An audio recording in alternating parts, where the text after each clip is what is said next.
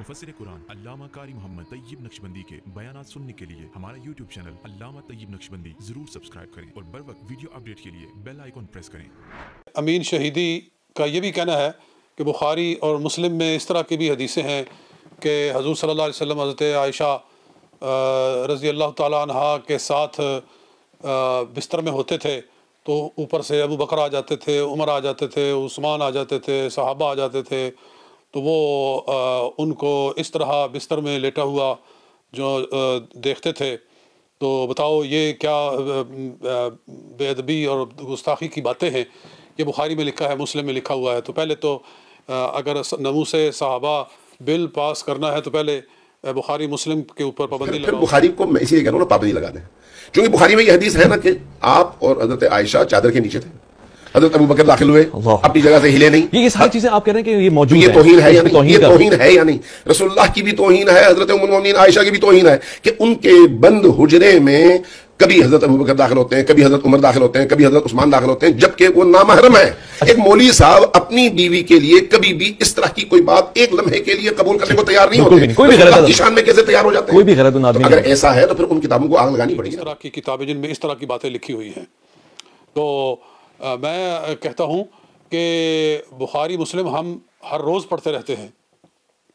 कोई दिन नहीं गुजरता कि बुखारी शरीफ के 5-6 मकामात को खोलने का मौका नहीं मिलता,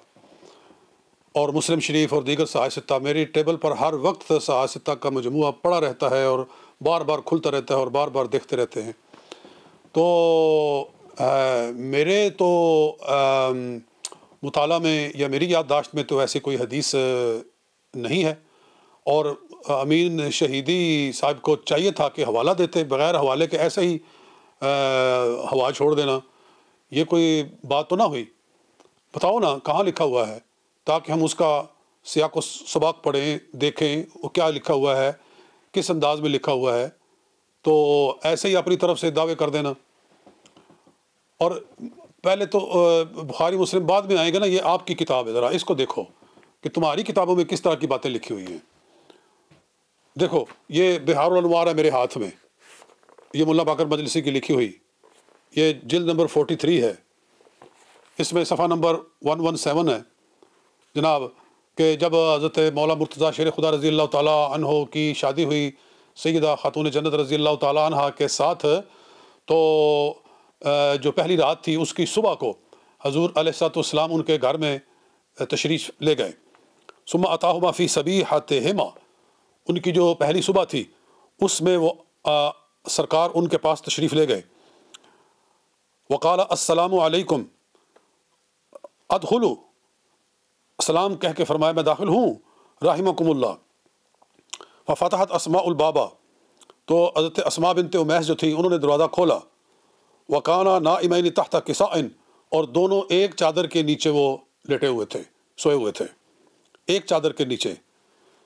फ़क़ाला अला हालिकुमा,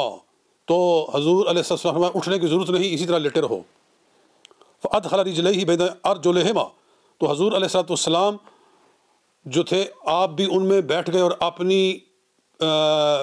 अपने पैरों को भी उनके अंदर डाल दिया। जी ये अल्फाज लिखे हुए हैं। तो मुझे बताओ तुम्हें इस बात पर इतराज़ है कि बुखारी और मुस्लिम में कहीं लिखा हुआ है? अगर लिखा हुआ है, मुझे तो नज़र नहीं आया, तुम बताओ कहाँ लिखा हुआ है ताकि हम देखें उसको। अगर लिखा हुआ है तो ज़रा पहले इसकी सफाई दो ना, उसके बाद हम फिर उसकी भी बात करेंगे। और अभी बात यहाँ नहीं रुकी, और चलो ये चहारदा मासूम है मेरे हाथ में, सफ़ा नंबर 214 है जी। वही वाक़या कि जब शादी हुई हज़रत खातून जन्नत की और सैयदा और हज़रत मौला अली मुर्तज़ा की, कहते हैं कि हज़रत अमीर फरमूद हज़रत अमीरुल मोमिनीन हज़रत मौला मुर्तज़ा शेर खुदा फरमाते हैं कि आम बामदाद बसियार सर्द बूद, वो रात की जो सुबह थी वो बहुत सर्द थी। मन व फ़ातिमा दर ज़ेर इबा ख्वाबीदा बूदेम, हम एक चादर के नीचे मैं और फ़ातिमा दोनों ख्वाबीदा थे, लेटे हुए थे। चूँ सुखने हज़रत ना शुरीदेम, जब हमने हज़ूर सल्लल्लाहु अलैहि वसल्लम की आवाज़ सुनी, ख्वास्तेम के बरखेज़ेम, हमने चाहा कि हम उठें। हज़रत मारा सौगंदाद, हज़ूर अलैहिस्सलाम ने हमें कसम दी कि बहक के मन बरशुमा अज जाए खुद हरकत मकुनेद, کہ میرا جو حق تم پر ہے میں اس کی تمہیں قسم دیتا ہوں کہ اپنی جگہ سے حرکت مت کرو تامن برگردم جب تک کہ میں واپس جاؤں بسوء شما پس برحال خود ماں دیم تو پھر ہم اپنے حال پر اسی طرح چادر کے نیچے لیٹے رہے تا حضرت برمالی نے ماں آمد تو حضور علیہ السلام ہمارے سرانے آئے ونزد ماں نشست ونزد سر ماں نشست اور ہمارے سر کے قریب بیٹھ گئے وہ پاہائے خود را درمیان ماں داخل کرد اور اپنے پاؤں کو ہمارے اندر داخل کر دیا ہمارے درمیان میں داخل کر دیا جی تو یہ ملا باقر مجلسی نے یہ چہاردہ معصوم میں یہ لکھا ہے جی تو مجھے بتاؤ کہ اس پر تمہیں کوئی اعتراض نہیں اگر یہ ہو کیا یہ تمہارے نزدیک درست ہے اس میں کوئی گستاخی نہیں ہے ابھی بات یہاں نہیں رکی ذرا ایک اور حوالہ ہے اس سے بھی سخت تر ہے اسی چہاردہ معصوم میں آگے چل کر صفحہ نمبر 228 پر ہے کہ ایزن با سند حسن از حضرت صادق علیہ السلام روایت کرداست حضرت امام جعفر صادق رضی اللہ تعالیٰ عنہ سے روایت کی گئی ہے کہ غیرت در حلال روا نیست حلال بات کے بیان کرنے میں جائز بات کے بیان کرنے میں کوئی شرم نہیں ہونی چاہیے بعد ازاں کہ حضرت رسالت صلی اللہ علیہ وآلہ وسلم با علی و فاطمہ در شب زفاف گفت حضور صلی اللہ علیہ وسلم نے حضرت علی جناب فاطمہ کو ان کی شب زفاف میں فرمایا یعنی جس رات وہ پہلی ان کی تھی شادی کے بعد اس میں سرکار نے ان کو ارشاد فرمایا کارے نہ کنے تا من نزد شما بایم تم وہ کام نہ کرنا جب تک کہ میں تمہارے پاس نہ ہوں جی شاباش دیکھو کہ یہ لکھا ہوا ہے چو بنزد ایشا آمد پائے ہائے مبارکش را درمیان ایشا دراز کرد در رخت خواب تو جب پھر حضور صلی اللہ علیہ وسلم آئے تو درمیان میں بیٹھ گئے اور اپنی پیروں کو ان کے درمیان میں یوں ڈال دیا جی تو امام جعفر صادق کی طرف یہ منسوب کیا گیا ہے کہ کہا کہ تم وہ کام نہ کرنا جب تک کہ میں پہلے آ نہ جاؤں میں تھوڑی دیر بیٹھوں گا تو مجھے بتائیے اس میں کوئی گستاخی ہوئی ہے کہ نہیں ہوئی اور یہ باتیں تم نے امام جعفر صادق کی طرف منسوب کی ہیں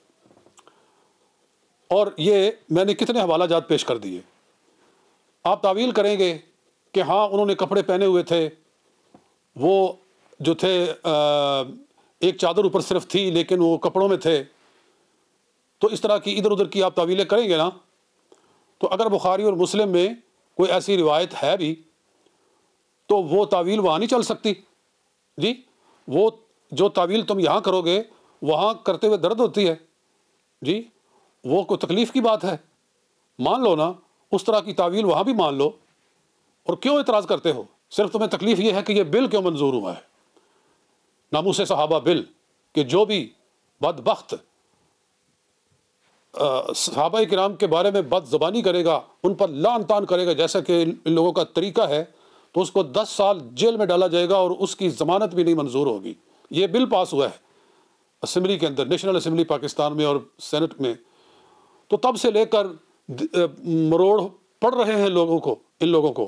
کہ جناب یہ جی یہ بل کیوں پاس ہوا ہے اگر یہ بل ہے تو پھر اس طرح کی گستاخیاں پہلے تو بخاری اور مسلم میں لکھی ہوئی ہیں پہلے ان پہ پابندی لگاؤ اس کے بعد یہ بل پاس کرو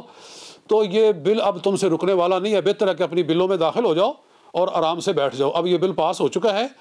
اور اب جو گستاخی کرے گا اس کی ٹھکائی ہوگی تو اللہ تعالیٰ ہدایت عطا فرمائے میرا مقصد کسی کی دل آزاری کرنا نہیں ہے تم نے بات کی ہے تو پھر ہمیں بھی بات کھولنا پڑی ہے نہ تم تانے ہمیں دیتے نہ ہم فریاد یوں کرتے نہ کھلتے راز سر بستہ نہ یوں رسوائیاں ہوتی تم نے بات چھیڑی تو پھر ہم نے کہا کہ لو ای گناہ اس کے در شہر شما نیز گناہ اگر کوئی ایسی حدیث ہے تو اس کا کوئی مطلب بھی ہوتا ہے تو بات کرنے سے پہلے سوچ لینا چاہیے کہ کہیں یہ وبال ہمارے اوپر نہ گرے ان کا جواب دو اور اس کے بعد پھر بخاری مسلم کی بات کرنا اور بغیر حوالے کے ایسے ہی آواز چھوڑ دینا یہ کوئی انصاف اور کوئی معقولیت کی بات نہیں ہے اللہ تعالیٰ ہمیں سیدھی راہ پر قائم رکھے وآخر دعوانا الحمدللہ رب